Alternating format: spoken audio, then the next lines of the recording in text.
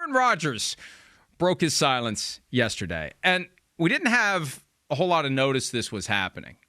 Pat McAfee started his show, and I don't think there'd been any effort to sell that Aaron Rodgers is going to be here on Thursday. It was just kind of like he's joining us in an hour. It's like, oh, okay. Well, it's about time because Aaron Rodgers has been conspicuously silent, Michael Holley, for months now.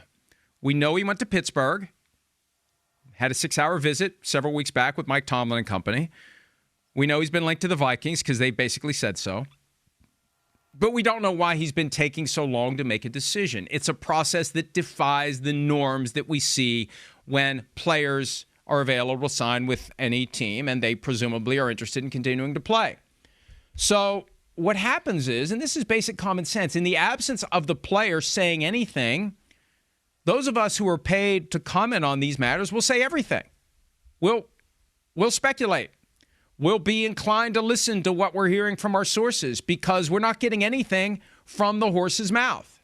Well, the horse's mouth opened on Thursday, and Aaron Rodgers, speaking with Pat McAfee, spoke about several things. Here's the first clip we're going to share with you.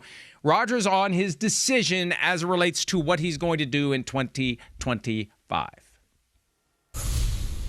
I don't have any leaks. I have a very tight circle. I'm not out there putting shit out just to put shit out. That's just not how I operate. There's been a lot of people assuming they have information about me. That's just not true. I've been straight up with these teams from the start about where I was at, starting with the money thing. I told every single one of the teams I talked to, it ain't about the money. I play for 10 M's. I don't care. I never once said I need a multi-year deal, $30, $40 million. It was absolute bullshit. I said I'd play for 10. First of all, well done. Well done. No bleeps. No bleeps. I made the comment yesterday, why are we bleeping Orlando Brown Jr. when he drops an S-bomb? Come on, let's go. When we drop him constantly. So well done. Well done. That's what he said. Let's go ahead and get it out there. Now, I really do think, and I don't know, there was so much that he said yesterday. I don't know whether we're going to play specific words that would be conducive to properly frame my reaction. But, Michael, I really do wonder why in the world he didn't say something sooner about what he plans to do. And I'm going to defer more details because I have a feeling we're going to get to some of this as to the why he hasn't made a decision yet. But the whole $10 million thing, that was the first thing that really struck me. I don't think his agent, David Dunn, would agree with him playing for $10 million because agents don't like to put their names on bad contracts, and that would be a bad contract. That would be the lowest non-rookie wage scale starting quarterback contract in the entire NFL if he plays for only $10 million. Russell Wilson's playing for $10.5 million guaranteed with the ability to double it, and one of the ways to double it is to go 17-0, so he ain't going to double it, but he would be the lowest paid veteran starting quarterback, and the numbers that have been kicked around are really higher than that. And over the past few months, I'd like to think some of the numbers that have made their way out are accurate, or at least reasonably accurate, and no one has said, hey, this guy's only going to play for $10 million. I think he's painted himself into a corner that's going to be hard for his agent to walk out of. Well, not necessarily. Okay.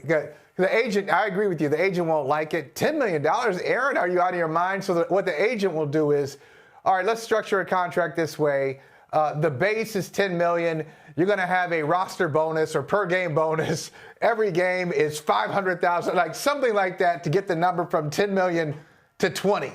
Because no agent is going to say, yeah, I got Aaron Rodgers $10 million. But I'll say this, Mike. He may have gotten the attention of a couple more teams yesterday with that $10 million. Okay, if you're telling the truth, it's not just Pittsburgh. It's not just the Giants and Minnesota. Hey, Cleveland. Wait, if you're a team, if you've got a quarterback situation that's just okay, even if you have a good quarterback, if I'm the Colts and I already have Anthony Richardson and Daniel Jones, and you're telling me I can get Aaron Rodgers for $10 million? Are you serious? Okay. We're interested. I think a lot of teams will be interested if that's actually the case. Well, and if and when he signs, and I'm sure he'll be upset this happens, but this is the way the sausage gets made. Every contract gets sent to the league, gets sent to the union, and it becomes quickly available to anyone who has access to those files, and a lot of people do. No one's contract is secret. I remember there was somebody recently who was trying to have their contract made entirely secret. That was one of their terms. I can't remember which player it was, but it's like that's just not how it works. It's impossible to keep your contract completely secret. So we'll know whatever Aaron Rodgers agrees to. And you're right, there might be one thing in there, base salary of 10, but signing bonus of 30. Who knows? Per game roster bonuses of $1 million a game, whatever it may be. But there's no way that this guy's only playing for $10 million. And you could just tell in his demeanor how he kind of slowed down. Now, maybe he was thinking, man, my agent's going to be upset with me for saying this. Or maybe he was thinking, I probably am going to play for $10 million, but it's going to sound good in this moment because it supports what I'm saying. But the bottom line is he said it, and now we'll see whether or not he owns it when it's time for him to sign a contract, if he even does. Hi, it's Mike Florio. Thanks for watching PFT on YouTube. Hit subscribe for the latest news and analysis from Pro Football Talk.